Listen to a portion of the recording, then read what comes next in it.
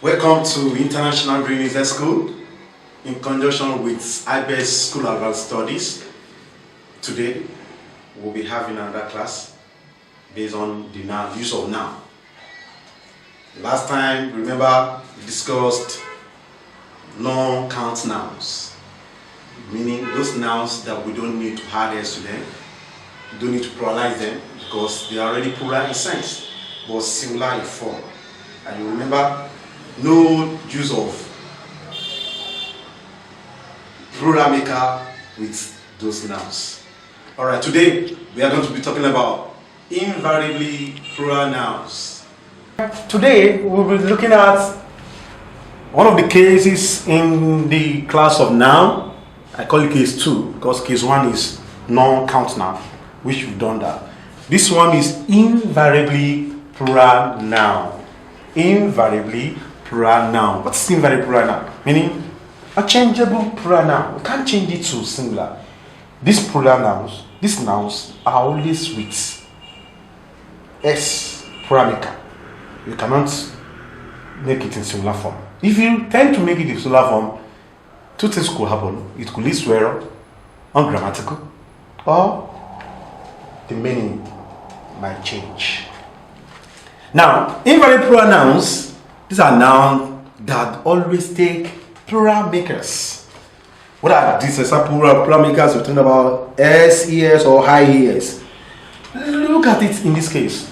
Most of our exams, questions, testing you on fill in the gap, choose the best option to complete the sentence, might most of the time based on the use of invariant plural nouns. And look at it here. Warning there, do not remove the s or es. If you remove the s or es, it will change the meaning. I call it aka popular name I call this plural for life. It can only not be plural for life when the meaning changes. That is the only case there was. In the context here, we look for it. Now, the director promised to increase my dash. The director promised to increase my dash. Look at the two options here. Confusing option here. Here, any it's wrong in sense here because here we need a noun. We need a noun. Yeah, we could say earning. I'm earning $10 per week. That is a verb there, continuous form of the verb earn. But here we're looking at now here. It is invariant plural noun. This is the answer. Earnings. The earnings. Earnings. That is the amount I earn per work done. That is earning. S must be there. If you remove the S there to change the meaning to continuous form of the verb earn. Now look here, number 2. He will import the dash tomorrow. He will import the dash tomorrow. He will import the dash tomorrow. What is that import? We come out seeing now. So the noun we are looking at here. Look at these two options, too confusing. Valuables, valuable. What do you think is the answer? Is it valuables or valuable? Okay?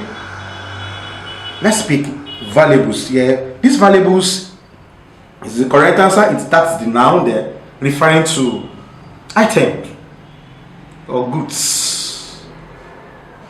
What's a lot of money? Valuable. S must be there. If you remove the S there, you are not talking about noun again. Probably you are talking about an adjective. Talking about an adjective. What I mean, valuable, friend or valuable goods, meaning something useful to you. How you mean? Now let's see. Here it is an adjective. Where is a noun? So here we need noun in this context here. Other examples we will look at. Let's look at whereabouts. Whereabouts. Where one is at a particular time. I can see these days your whereabouts is unknown. Your whereabouts are unknown. See, S must be here. Now trousers. S also must be there in the trousers we are putting on. That's a long wear, so we are putting on. Yeah, wear short then trousers. S must be there. If you remove the S there to become an adjective. If you take this S off here, it will become an adjective here. So it could be my trouser belts. My trouser belts. That is the belt of my trousers. So The trouser there is an adjective qualifying the belt actually. It's not a cross belt, it's my trouser belt. It's not my scale belt, it's my trouser belt. Now look here, knickers. The knickers here, yo, the short trousers we wear. The short one, that's always on our new. Here we're gonna see this thing, it must come with hers. Referring to the trousers. Please give me my trousers from the wardrobe. Give me my trousers from the wardrobe. Now if you remove this again to it to become an adjective. Are you with me? Same as this one. Now looking at, oh wow, another word we can use to replace knickers, we can say shorts. Shorts. It's also referring to knickers. So that's why in English it's always saying it's wrong to say short knickers. It's wrong. Short knickers, no, it's wrong. Knickers are short. Knickers are short. Shorts is also knickers as well. So therefore, we can say shorts. Mind you, if you remove the S there from that shorts, it will be short, meaning an adjective of size, short, shorter, shortest. That's an adjective. But referring to now, I say short. I get me. All right. Let's consider savings. Savings is also an invariable plural noun, unchangeable plural noun. This is plural noun. Noun for life. Plural for life. If we remove the idea to be a continuous form of the verb saving, are you getting it? Are you there? Now consider spirits. Well, these spirits. Wow, spirits. We can have 2 or 3, meanings of that spirit anyway. But the spirit in me, that's invisible being in me, the supernatural invisible being in me, does not take us. But referring to the spirits here, we are referring to mood. That is my temper. My temper of doing something. Wow. She's in high mood. She's in high spirits today. She's in high spirits today. Are you with me? High spirits today. That spirit there. You're not talking about the invisible or the supernatural being in you, in me, that makes you tall, that makes you be who you are today now. But you're talking about temper or mood or state of being. It could be bad spirits, bad mood. That's you're referring to mood there. Now it's invalid pronoun in that context of mood. Now surroundings where one is at a particular place or environmental place, here it's a knockout, invalid pronoun and it's not changeable. Really, if you want to change it from the S there, you can have in 2 senses, in sense that continuous form of the verb surround, and likewise an adjective as well. The surrounding roof, meaning the surrounding flower that's surrounding there. It's an adjective qualifying the flower or qualifying the roof. Now odds.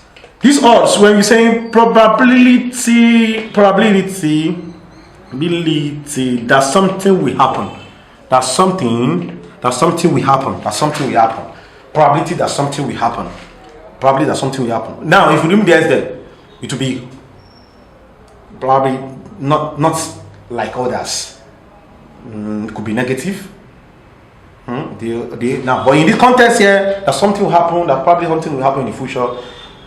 The odds are that she will pass. The odds are that she will pass. The odds are that she will pass. That's the probability that she will pass. Now, outskirts, that's an extreme part of a place, it must come with S. Are you getting me? I'm seeing the 2 ladies standing, are you there? At the end. Or at the outskirts. Let's say at the outskirts. Are you there? At the outskirts of the street. Now, or the village. Now, premises. That's an environment where one stays, where one is. S must be there. If you remove the S there, it will become ungrammatical. It will be ungrammatical. In English, no, like premise, no, premises. S must be there. Now, tights. We don't like these tights. We're talking about wears. The one that's directly on our skin, on our body, so tight to you. Mostly ladies, women wear tights. S must be there. The one you are putting on right now, tights inside. S must be there. Tights. No, but if you remove the S, it will change the meaning to not loose. An adjective. Are you getting me? But these tights is now here. Now let's go for more examples of invariable plural noun. More examples. You can have goods. Goods. It's also goods also an invariable plural noun. We're referring to valuables. We're referring to things you use to buy or you sell goods or your products, wherever. S must be there. Oh, I need to get some goods at the market. I need to get my goods. Is all correct. Do not remove the S. If you are referring to a noun and referring to items of things. Now consider this one as well. Let's consider headquarters. Headquarters. That is an head of offices or head of organization. In particular, that's a major building that other organizations, other sub offices are relying on or is controlling other offices. So S must be here too. Now, the headquarters of my church is in Yaba Onike. You know that? Yaba Onike. That's MFM anyway. Alright, now let's see headquarters. And let's consider this one too as well. Quarters. That's an accommodation. Parts of the building, nothing, Then you can see quarters. Removing the S here to change the meaning to like this. Quarter. I think this is quarter. Yeah, quarter. Yeah. That is another meaning content actually, not referring to accommodation again. Now let's consider this one as well. Let's consider this one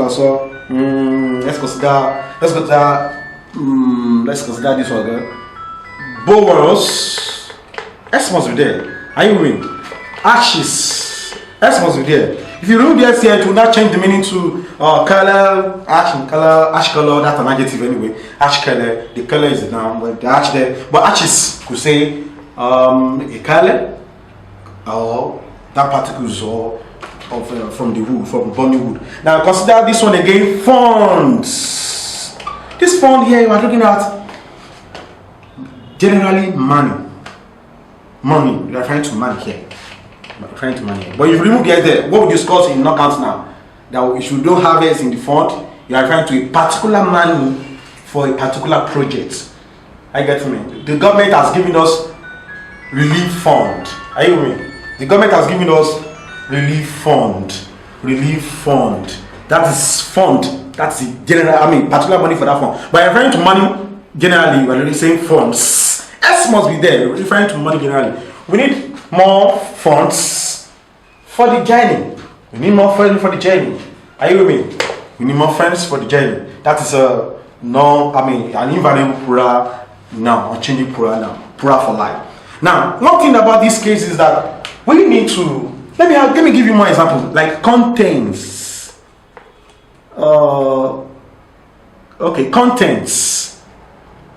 Contents. S must be there. Probably content of a book. You must have the S there. Content of the book. Contents. Likewise, we have this one. Remains. That's a part of body, dead body anyway. Oh, we found the remains of the elephants along the road, meaning the dead body of the elephant. Anyway, that's remains. So mind you, if you remove the S there, you can have it as an adjective. You can have it as a verb as well. It remains to cover. It remains 10 naira. That's an verb. But as a noun, if the meaning changes, referring to a dead body. Are you getting me? Now, one thing about this invalid pronouns is this. In our exam, mostly this tells us on when invalid pronoun is used as a subject of a sentence. You have two notions. Which verb are you using? Singular verb or plural verb? You have to look at this. When invalid pronouns takes an action, use plural verb. Earnings have been increased. The action is there. Action is there. Increased. Earnings have been increased. Half there. It is the plural verb we're looking at there. But when there's no action there, probably referring to an entity or no action, let us use singular verb. Are you getting me? My trousers is dirty. My trousers is dirty. I'm referring to a pair of my trousers is dirty. Is there is a singular verb there. So it depends. You can use plural verb, you can use singular verb. Mostly we use plural verb with invalid pronouns. Are you getting me? Mostly we use invalid with plural. Now, next class we'll see you again in another case in the use of noun. Are you there with me? Now considering case 3 next class. Have a nice time. See you. I wish you the best with your English. Thanks.